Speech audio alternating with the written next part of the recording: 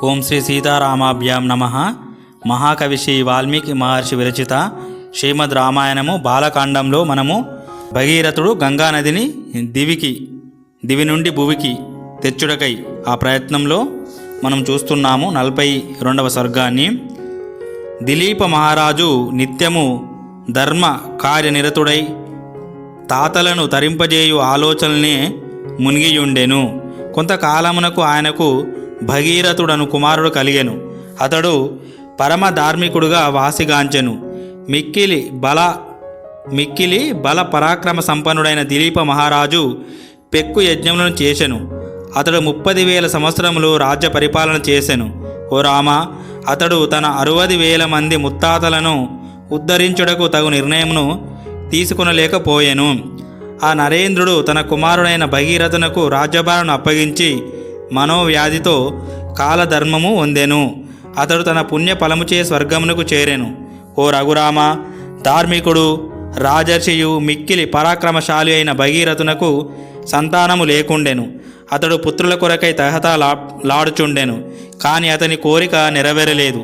ఓ రఘునందన, అంతటా భగీరథుడు గంగను దివి నుండి భూమికి అవతరింపజేయు సంకల్పంతో తన రాజ్యభారమును మంత్రులకు అప్పగించి తపము అనర్చుడకై హిమవత్ పర్వత ప్రాంతమున గల గోకర్ణ క్షేత్రమునకు వెళ్ళాను. అతడు ఆ క్షేత్రమున మాసమునకు ఒక్కసారి మాత్రమే ఆహారమును తీసుకొనుచు జితేంద్రుడై ఊర్ధ్వ బాహువై పంచాగ్నుల మధ్య దీర్ఘకాలము తపము వనరించెను. మహాబాహువైన ఓ రామ, మహాత్ముడైన ఆ భగీరథ మహారాజు అట్లు తన తీవ్రమైన తపస్సును కొనసాగించుచుండగా వేల కొలది సంవత్సరములు గడిచిపోయెను. సృష్టికర్త అయిన బ్రహ్మదేవుడు ఆయన తపస్సునకు మిక్కిలి సంప్రీతుడయ్యెను. పిమ్మట ఆ పితామహుడు దేవతలతో కూడి తపస్వియు మహాత్ముడైన భగీరథుని ఎదుట నిలిచి ఇట్లు అనెను: మహానుభావ, ఓ భగీరథ మహారాజా, తీవ్రమైన నీ తపస్సునకు మెచ్చితిని. నీ సువ్రత వరమును కోరుకొనుము. మహాభాగుడు మహా తేజస్వైన భగీరథుడు అంజలి ఘటించి ఆ బ్రహ్మదేవుని సమీపమున నిలిచి ఆయనతో ఇట్లు అనెను: ఓ బ్రహ్మదేవ, నా తపస్సు నీకు తృప్తిని కూర్చినచో ఆ తప ఫలముగా సగరపుత్రులందరికీ నా జలాంజలులు చేరినట్లు అనుగ్రహించండి. ఈ మహాత్ముల యొక్క భస్మరాశి గంగాజలములతో తడిసిన పిమ్మట మా ముత్తాతలందరూ శాశ్వతముగా స్వర్గ నివాసులు అగుదురుగాక. ఓ దేవా, మా ఇక్ష్వాకు వంశమునకు సంతానమును ప్రసాదింపుము. మా వంశము ఇంతటితో ఆగిపోరాదు. ఇదియే నేను కోరుకుని 2వ వరము. సమస్త లోకములను సృష్టించువాడైన బ్రహ్మ భగీరథుని మాటలను విని శుభకరములైన మధుర వచనములను ఇట్లు నుడివెను: ఓ ఇక్ష్వాకు వంశవర్ధన, మహారథ భగీరథ, నీ మనోరథము మిక్కిలి ఉత్తమమైనది. అట్లేయుగాక, నీకు శుభమవుగాక. ఈ గంగానది హిమవత్ పర్వతం నుండి ఉద్భవించినది. ఈమె హిమవంతుని పెద్ద కూతురు. ఈమెను ధరించుటకు పరమశివుడు మాత్రమే సమర్థుడు కనుక ఆయనను ఆశ్రయింపవలెను. గంగా ప్రవాహం యొక్క వేగదాటికి భూమి తట్టుకొనలేదు. ఆ గంగను ధరింపగల శక్తిమంతుడు పరమేశ్వరుడు మాత్రమే. ఇతరులకు అది అసాధ్యము. రాజుతో ఇట్లు పలికిన పిమ్మట బ్రహ్మదేవుడు గంగతో: బిడ్డ, ఈ రాజును అనుగ్రహింపు అని పలికి దేవతా తోడను మరుద్గణముల తోడతను కూడి స్వర్గమునకు వెళ్ళెను. ఓ రామ, బ్రహ్మదేవుడు వెళ్ళిపోయిన పిమ్మట భగీరథుడు భూమిపై బొటనవ్రేలు మోపి నిలబడి 1 సంవత్సర కాలము శివుని గురించి తపస్సు చేసెను.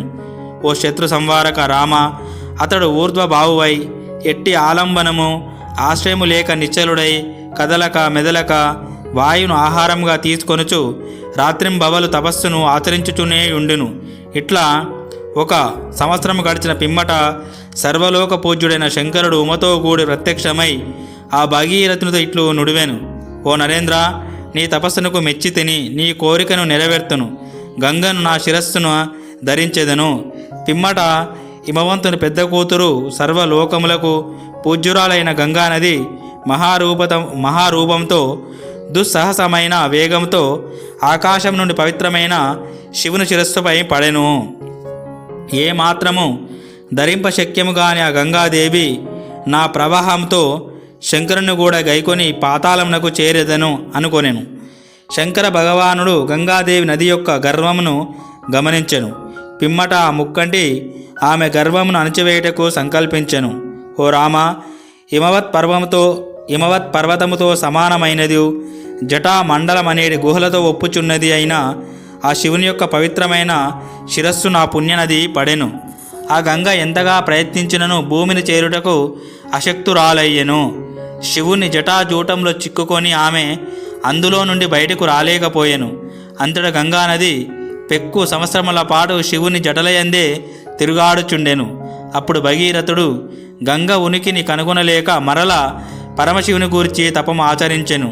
ఓ రఘునందన, శంకరుడు ఆ భగీరథుని తపస్సునకు మెచ్చి గంగను హిమవత్ పర్వతమునందలి బ్రహ్మ నిర్మితమైన బిందు సరోవరమునందు విడిచెను. అట్లు విడువబడిన గంగా ప్రవాహము 7 పాయలుగా ఏర్పడెను.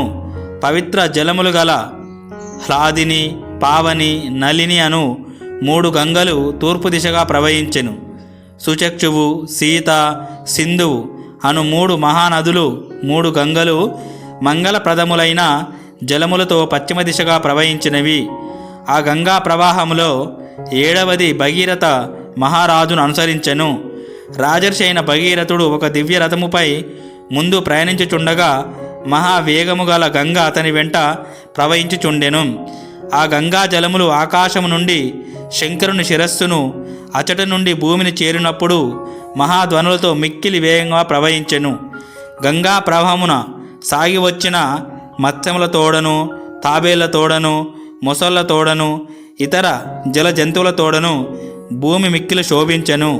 అట్లు దివి నుండి భూమికి చేరిన గంగను దేవతలు, ఋషులు, గంధర్వులు, సిద్ధులు మొదలగు వారు కనుల పండుగగా గాంచిరి.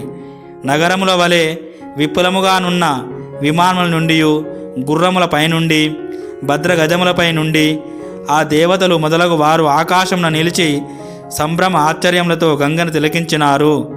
భూలోకమునందు అత్యద్భుతమైన సర్వోత్తమమైన గంగా అవతరణ దృశ్యమును చూడగోరిన వారై ప్రముఖ దేవతలు అచటకు చేరినారు.